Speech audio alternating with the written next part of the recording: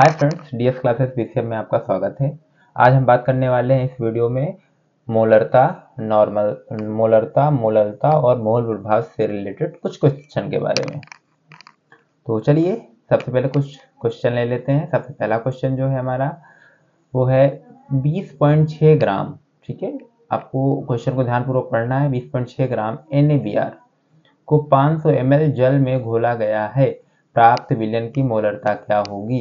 तो सबसे पहले यहाँ पर आपको डिसाइड करना है कि कौन सा विलेय है और कौन सा विलायक है। ठीक है, तो विलायक यहाँ पर देखा जाए तो ये 500 ml है, तो ये ज़्यादा है यानी जल है, तो ये विलायक हो जाएगा। और यहाँ पर जो 20.6 ग्राम है NaBr, ये क्या हो जाएगा, विलेय हो जाएगा। तो अब हम देखते हैं कि यहाँ पर जो मोलरता का फॉर्मूला होता है वो क्या होता है। ठीक है, तो यहाँ पर लिखेंगे, हम क्या लिखेंगे, विलयन की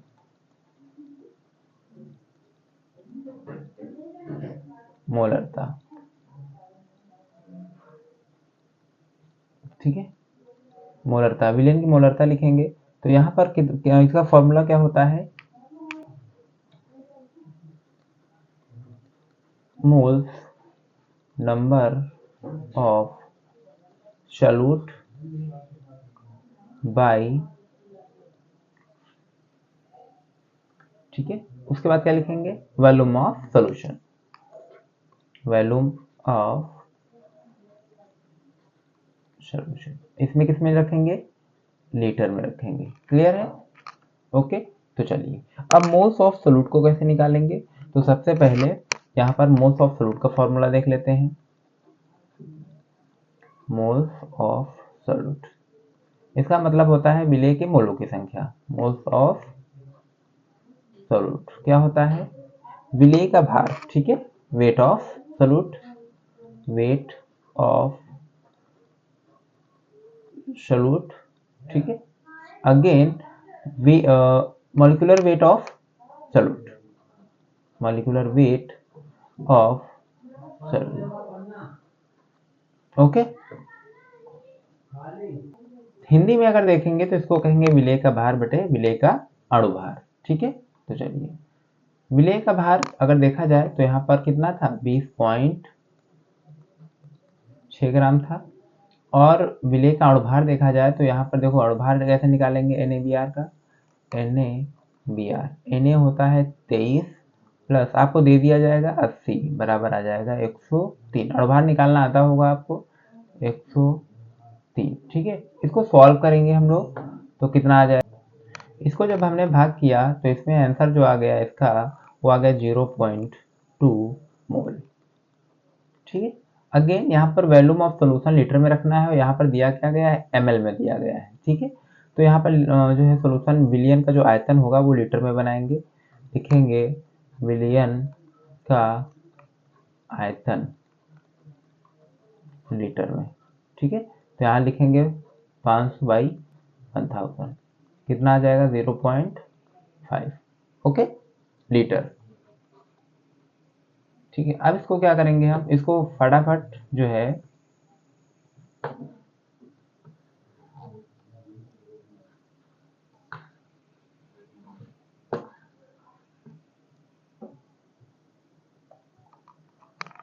फॉर्मूला क्या था यहाँ पर, फॉर्मूला देखो कैपिटल एम बराबर क्या था, कैपिटल एम बराबर जो था वो था number of moles, number of solute यानी 0.2 आया था। ठीक है, एंड यहाँ पर आया था 0.5।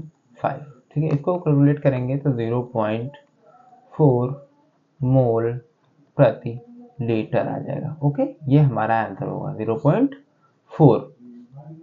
ओके, इस तरह से हमारे सवाल लगेंगे। और भाई आपको निकालना आता है या नहीं आता है कमेंट करके बताइए, तो मैं वो भी आपको निकालना सिखा दूंगा। नेक्स्ट क्वेश्चन हमारा है 500 ml 0.01 मोलर Na2CO3 विलयन बनाने के लिए जल में कितने ग्राम सोडियम कार्बोनेट घोलना पड़ेगा, यानी W पूछ रहा है। ठीक है, W पूछ रहा है तो आप डायरेक्ट एक फॉर्मूला याद रखिए कि W अगर जब भी पूछे कि कितने ग्राम घोलना पड़ेगा यानी वेट पूछे, तो आपको एक फॉर्मूला याद रखना है। कौन सा फॉर्मूला होगा, ध्यान दीजिए, वो होगा मोलरता इंटू मॉलिक्यूलर वेट इंटू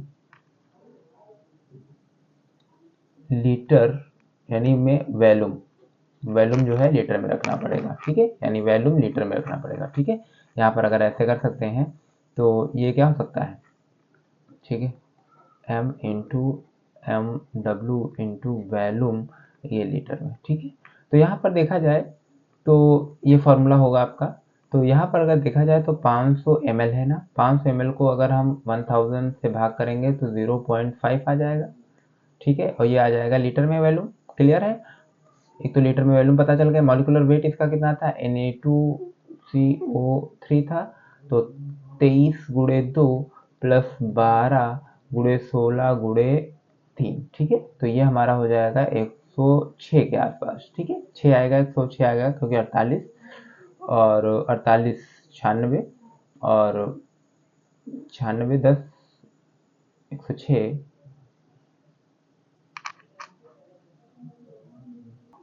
ठीक है। मॉलिक्यूलर वेट ये आ गया तुम्हारा, ठीक है, ये वैल्यूम आ गया है, ये मॉलिक्यूलर वेट आ गया है। अब आता है मोलरता, हमारी दी है 0.001, ठीक है, 0.01, ठीक है। अब इसको सभी को पुट कर देंगे, 0.01 गुणे 106 गुणे 0.5, ठीक है। इसको सॉल्व करेंगे तो आप इसको मल्टीप्लाई कर लीजिएगा, इसमें जो आंसर आने वाला है वो 0.53 ग्राम आने वाला है, ठीक है। सिंपल सा फॉर्मूला है, 0.53 ग्राम आ जाएगा, ठीक है। अब यहाँ पर नेक्स्ट क्वेश्चन है, क्वेश्चन नंबर 3। एक लवण का अणुभार 30 है, लवण की 3 ग्राम मात्रा 250 ग्राम जल में। तो सबसे पहले यहाँ पर विलेय क्या होगा, तो विलेय जो होगा वो होगा लवण, ठीक है, कितना है 3 ग्राम, अणुभार इसका कितना है 30, ठीक है। नेक्स्ट यहाँ पर विलायक क्या है, विलायक है जल, और इसका जो है 250 ग्राम है, और जल का अणुभार जो होता है, ठीक है, निकाल के दिखा देता हूं मैं, 18 होता है, ठीक है, आप सबको पता है। ओके, सारी चीजें हमने यहाँ पर लिख ली हैं। अब यहाँ पर जो मोललता का फॉर्मूला होता है, ठीक है, मोललता का जो फॉर्मूला होता है, मोललता मोलैलिटी बराबर होता है विलेय के मोलों की संख्या,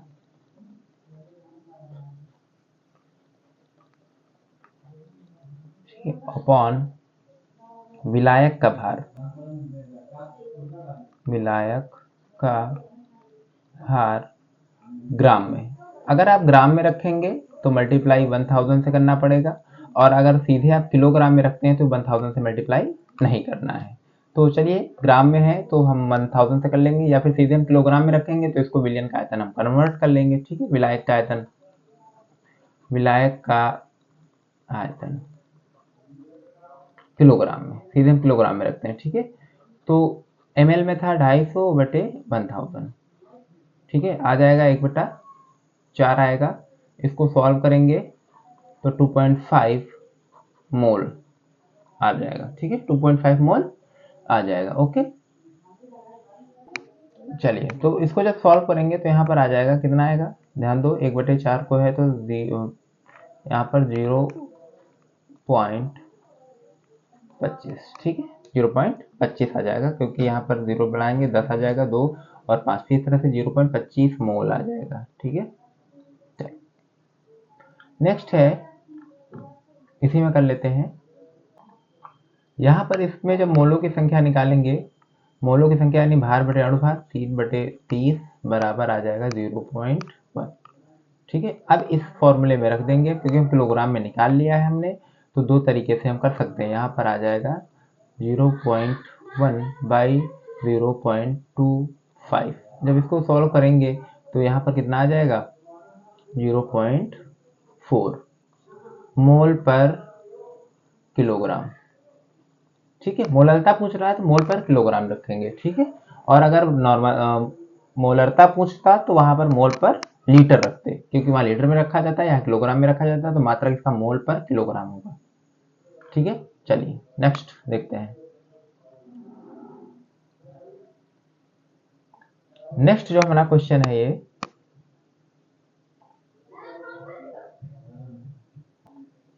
नेक्स्ट हमारा जो क्वेश्चन है यहाँ पर मोल प्रभाज से रिलेटेड है, यानी मोल फ्रैक्शन से रिलेटेड है। तो यहाँ पर विलेय का मोल प्रभाज और विलायक का मोल प्रभाज दोनों ही निकाले जाते हैं, ठीक है, तब जाके हमारा जो है क्लियर होता है। तो चलिए यहाँ पर क्वेश्चन है 900 ग्राम जल में एसीटोन के 5.8 ग्राम घोले गए विलयन में जल तथा एसीटोन की मोल प्रभाज ज्ञात कीजिए। एसीटोन का अणुभार 58 है, जल का अणुभार 18 है, ठीक है। तो चलिए पहले आएगा जल का मोल प्रभाज, जल का मोल प्रभाज।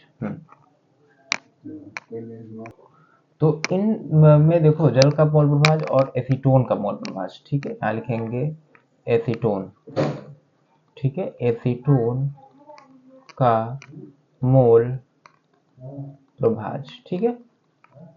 तो दोनों का निकालेंगे तो ये सबसे पहले मोलों की संख्या निकालेंगे, क्योंकि मोलों की संख्या ही सबसे पूछा जाता है। तो यहाँ लिखेंगे जल के मोलों की संख्या, जल की मोलों की संख्या, मोलों की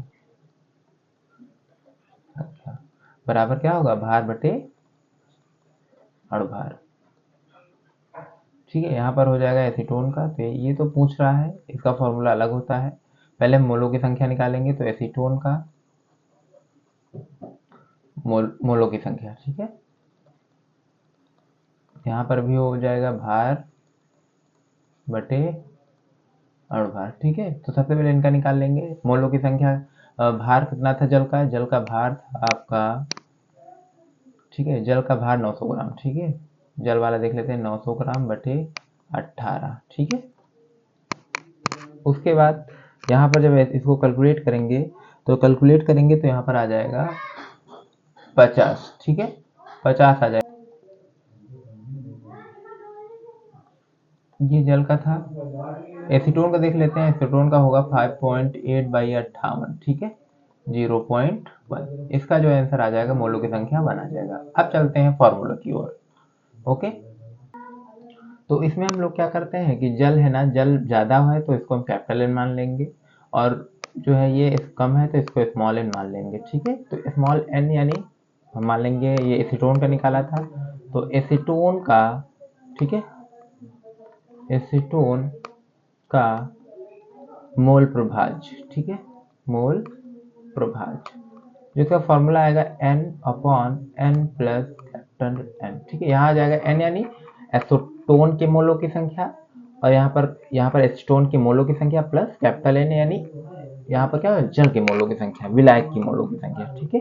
इसको जब सॉल्व करेंगे तो एसीटोन का जो निकलेगा आपका, देखो एसीटोन क्या था, 0.1 था, बाई क्या था, ठीक है, 0.1 प्लस 50, यही था ना।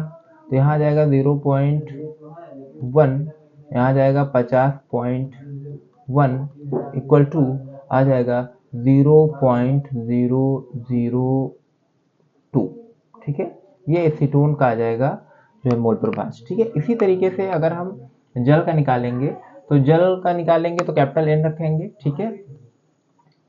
वाटर का निकालेंगे, ठीक है, वाटर जो था वो कैपिटल एन था, ठीक है। तो चलिए कैपिटल एन था, तो यहाँ पर एक फॉर्मूला बनेगा, यहाँ पर वाटर यानी वाटर का मोल प्रभाज capital N plus small N, ठीक है। यहाँ आ जाएगा 50/50.1, ठीक है। इसको जोड़ देंगे, दोनों को, इन दोनों को जोड़ देंगे, N plus capital N plus N जोड़ देंगे तो आ जाएगा हमारा 50। तो इसका जो आंसर आएगा वो 0.998, ये आ जाएगा हमारा वाटर का, यानी जल का मोल प्रभाज, ठीक है। और ये जो आया था वो आएगा एसीटोन का मोल प्रभाज, ठीक है। तो चलिए नेक्स्ट क्वेश्चन करते हैं। यहाँ पर ये पूछ रहा है कि यूरिया के मोलों की संख्या, तो यूरिया के मोलों की संख्या निकाल लेते हैं सबसे पहले, ठीक है। तो इसका जो ये आएगा यहाँ पर, ठीक है, यहाँ आ जाएगा भार बटे अणुभार। किसका भार पूरा लिखना है आपको, यूरिया का भार बटे यूरिया का अणुभार। यूरिया का भार 6% है, यानी 6 होगा, 100 में से 6, और अणुभार इसका होता है 60, ठीक है। NH2CO NH2, इसका आप कैलकुलेट करेंगे, अणुभार निकालेंगे तो 60 होता है, और इसका जो सॉल्व करेंगे आएगा 1.0, ठीक है। कितना आएगा 0.10। ओके, क्योंकि यहाँ जल का भी मोलों की संख्या रखी जाएगी, जल की भी रखी जाएगी, तो फिर जल का भी रखा जाएगा। यानी जल में अगर देखा जाए तो यूरिया 100 में से 6 है, तो जल कितना होगा 94 होगा बटे 18। ठीक है, इसको सॉल्व करेंगे तो 5.22 लगभग आ जाएगा। ठीक है, 18 पंच 90।